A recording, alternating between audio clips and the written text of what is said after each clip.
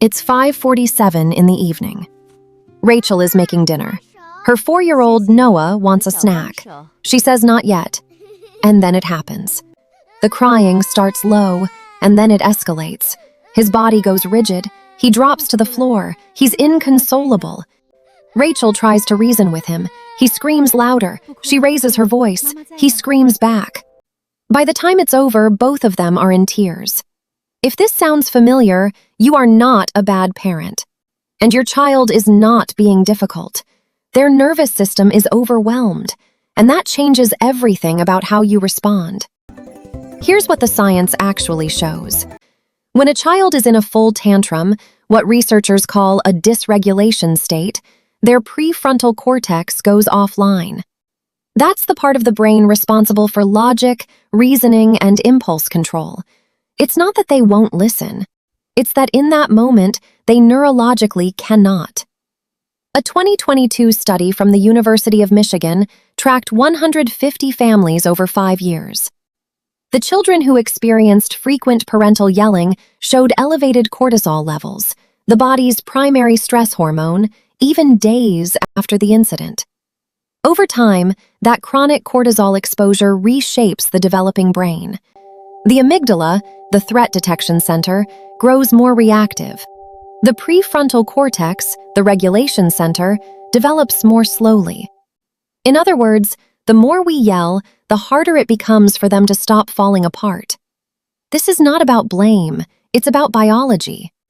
Researchers at Harvard's Center on the Developing Child have a name for the interaction between parent and child in moments of distress. They call it serve and return. And when we interrupt that pattern, when we respond to a child's dysregulation with escalation instead of connection, we miss the most critical window. Scientists call it the overwhelm window. It lasts between 90 seconds and 4 minutes. During that window, a child's nervous system is searching for exactly one thing, a regulated adult to anchor onto. Not a lecture, not a consequence, not a raised voice, a calm, present adult. Nordic parents have understood this for decades. The science simply caught up. The first principle of Nordic co-regulation is deceptively simple. You cannot regulate a child's nervous system when your own is dysregulated. Nordic parents call this the Nordic Pause. Before you say a single word, before you touch them, before you try to fix anything, you regulate yourself first. 5 to 10 seconds. One slow breath. You notice the tension in your jaw, the heat in your chest, and you consciously soften it. This is not weakness, it is strategy. Stephen Porges, the neuroscientist behind Polyvagal Theory, describes this as neuroception, the moment your nervous system sends safety, signals to the people around you. Your child can literally feel when you are calm. And that signal, before you speak, before you touch, before you do anything at all, begins to shift their state. The second principle, get low. Not as a gesture of defeat, but as a message. When we stand over a child in distress, our body language reads as threat. The amygdala, already on high alert, responds with more activation, not less. Nordic parents get down to the child's level. They sit on the floor. They place themselves nearby, close enough to be felt, far enough not to overwhelm. No words yet, just presence. This is the floor technique. Researchers at the Journal of Child Psychology and Psychiatry found in 2020 that proximity co-regulation, a parent's calm, physical nearness during distress, was one of the strongest predictors of a child's ability to self-regulate by age 5. Not timeouts, not removal, not consequences, proximity. The message you send when you get on the floor beside your child is this: you are safe. I am here. We will get through this together. That message arrives faster than language ever could. And now, the technique most Western parents have never been shown, the one that changes everything. Polyvagal theory identifies the vagus nerve as the body's primary calming pathway. When we exhale slowly and completely, we activate the parasympathetic nervous system, the rest and recover branch. And here is the part that surprises most people. This state is contagious. Researchers call it physiological co-regulation, when one nervous system begins to entrain to another. A regulated adult breathing slowly near a dysregulated child will physically begin to pull that child's nervous system toward calm. Nordic parents call this the breath bridge. Once you are low, once you are close, you begin to breathe slowly, audibly. Not exaggerated, just present, in through the nose, out through the mouth, slowly. You do not ask them to breathe with you, you simply breathe. It takes between 60 and 90 seconds. You are not waiting for the tantrum to end. You are actively ending it, through your own body, through your own breath. Rachel tried this with Noah for the first time on a Tuesday evening. She didn't say a word. She sat down on the kitchen floor beside him. She breathed. At 40 seconds, Noah's screaming slowed. At 70 seconds, he climbed into her lap. She still didn't speak. She just held him and breathed. And the storm passed.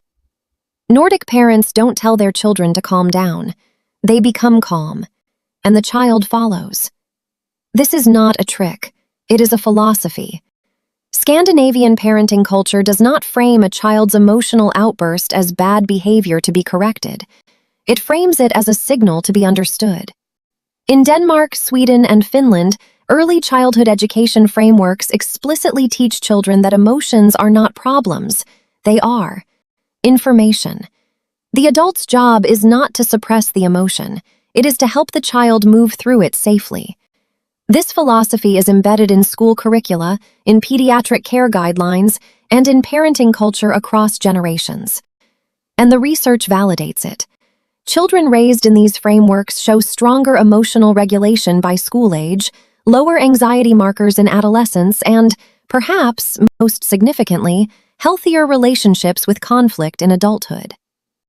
Daniel Siegel and Tina Payne Bryson's work on the whole brain child framework echoes the same principle: connection before correction. Always. The tantrum is not the enemy, it is the invitation. There is one final step in the Nordic protocol, and it is the one most Western frameworks overlook entirely: the 48-hour reset. Not immediately after the tantrum, not in the heat of the moment, but within the next day or two, when both parent and child are regulated, rested, and open, Nordic parents sit with their child and name. What happened? Yesterday you felt really big feelings, your body got very full, and we found our calm together. This does two things. First, it gives the child language for their experience, which research shows directly accelerates emotional literacy. Second, it repairs any rupture in the attachment bond. The Harvard Center on the Developing Child cites consistent repair as one of the most protective factors in building secure attachment.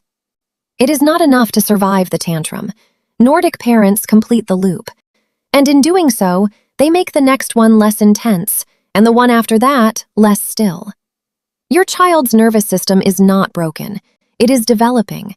And in that developing brain, every Nordic pause, every time you get on the floor, every breath bridge, you are building something that lasts far beyond childhood.